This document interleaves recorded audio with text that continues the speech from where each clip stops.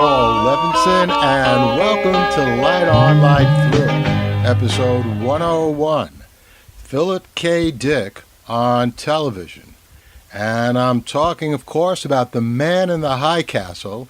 This is a new series that was just picked up by Amazon in their streaming video. As a matter of fact, the pilot, which I'm going to review in this podcast, has been the most watched pilot in Amazon's history.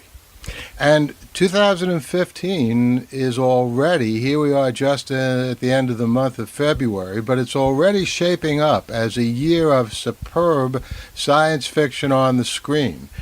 There was the movie Predestination. That was the movie of All You Zombies, the Robert Heinlein story.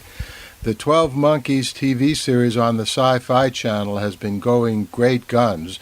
And in fact, episode 100 of Light On, Light Through reviewed both Predestination and the 12 Monkeys TV series. But let's now get to The Man in the High Castle TV series. This, of course, again, most people in science fiction, probably just about anyone who's ever read any science fiction, have heard about, if they haven't yet read, the Philip K. Dick alternate history masterpiece. This was a novel that was published in 1962. It established Philip K. Dick as one of the all-time science fiction greats. And it is still, in my view and in the view of many other people, the single best alternate history story ever published. And I think it's now about to become the best alternate history story ever on television. I saw the first episode, as I mentioned, and I thought it was just outstanding. The story is that the U.S. lost the Second World War to Nazi Germany and Japan, who split the U.S. down the middle, and there's a small neutral zone in the United States between them. Now, this scenario bears some similarity to the book Fatherland that was written by Robert Harris several decades after The Man in the High Castle. But I have to say that although I very much enjoyed Fatherland, The Man in the High Castle was always the superior novel. The year in The Man in the High Castle is 1962, and the Man in the High Castle is part of the Resistance, who's distributing movies on reels which show the United States and its allies, not Germany and Japan, winning World War II. As a matter of fact, in the novel, these were not movies on reels, they were printed reports. And one of the things that the pilot did is it turned those printed reports into movies on newsreels, which I think was actually a very good idea, because obviously clips on reels work much better on the screen than printed material.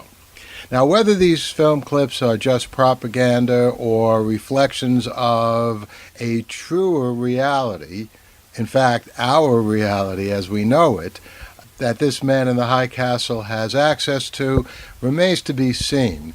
And this whole scenario is a great example of the flickering nature of reality that Philip K. Dick is so well known for. The fine touches and subtleties of the plot are excellent. Swastikas and Japanese suns popping up on all kinds of places, including Times Square and the Golden Gate Bridge. The tension between the Japanese and the Nazis is also well taken and very well played. The Nazis, in fact, always considered the Japanese inferior, and the Nazi alliance with Japan was mainly one of convenience. That is, getting an ally to fight the United States and England. On the Japanese side, although they're far from angels, their reign is not quite as brutal as the Nazis in the U.S. East in The Man in the High Castle. We see African Americans and all kinds of people in the West that the Nazis would find unacceptable. In contrast, we get a grisly scene in which the Nazis are incinerating, quote, cripples, unquote. Hitler in 1962 is old and likely soon to die. The Japanese correctly feel that his successor, Himmler or Goebbels or Goering, will drop nuclear bombs on the Japanese in San Francisco. In this alternate reality, Germany was most responsible for winning the Second World War because it beat the U.S. in getting the atom bomb and used it on America. This is the backdrop against which the American resistance, whatever exactly it is, must contend. Now there's a kick-in-the-gut twist at the end of the pilot, which I won't tell you about in case you don't know the story. What I will say is that in pacing, storyline, and carefully constructed 1962 alternate history environment, The Man in the High Castle on television looks set to do Dick's novel some memorable justice. Now, I was quoted earlier this year about 2015 being the year in which streaming moved into really high gear and even dominance as the mode of television presentation. And that was before I saw Man in the High Castle on Amazon. I was thinking about House of Cards and other great shows that are available on Amazon, Netflix, and other streaming networks.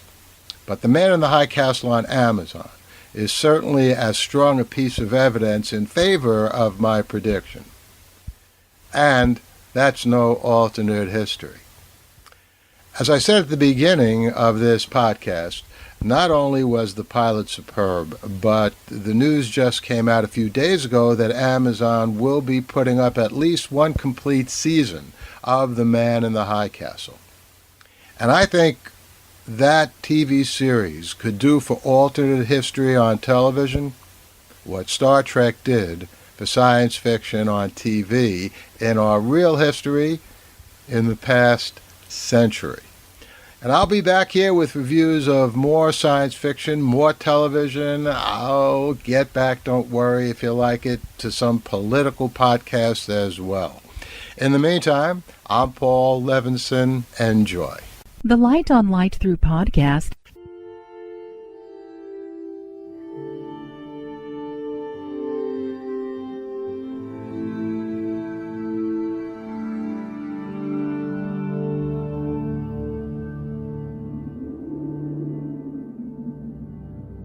Athens, 2042 AD. She ripped the paper in half, then ripped the halves, then ripped what was left again into bits and pieces of history that could have been. Sierra Waters had read once that, years ago, it was thought that men made love for the thrill, while women made love for the sense of connection it gave them. Curled Up with a Good Book says, Sierra Waters is sexy as hell. You can find out more about The Plot to Save Socrates by Paul Levinson at theplottosavesocrates.com.